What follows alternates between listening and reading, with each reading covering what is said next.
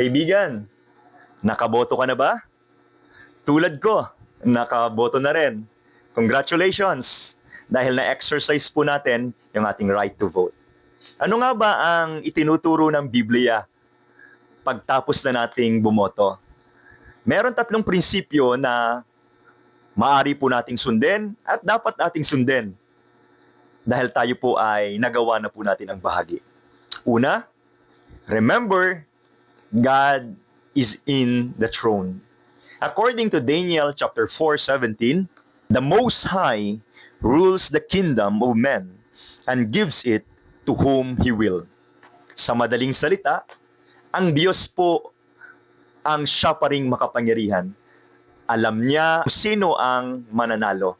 Kahit sa pinakaaba ay kaya niya itong ibigay. Meaning to say, God has the final say. Pangalawa, respect and honor our winning candidates.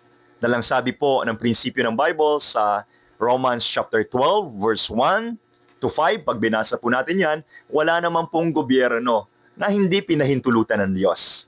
Meaning to say, dahil sila na po ang nanalo, kaya sila na po ay dapat nating igalang at sundin at ipanalangin din. Dahil regardless po kung sino man ang nanalo, regardless man po kung anong kulay ang nanalo, it's about time dahil sila po ay maitatalaga na dyan. Tatlo, do your part as a godly and good citizen. Napakahalaga po na ito.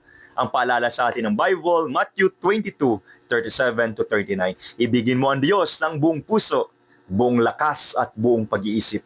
Ibigin mo ang kapwa gaya ng iyong sarili. Ano po ang ibig sabihin? Napakahalaga po ng relationship. Vertical sa Diyos, horizontal people to people. Kaya napakahalaga ang pakikipagkapwa-tao at yung ating paggawa ng mabuti sa ating kapwa, sa diwa ng pag-ibig dahil merong tayong takot sa Diyos. Dahil po, nagsisimula ang lakas ng gobyerno sa bawat individual at sa bawat tahanan. Dahil family is a basic unit of society. Congratulations sa iyong pagboto. Thank you for watching. God bless.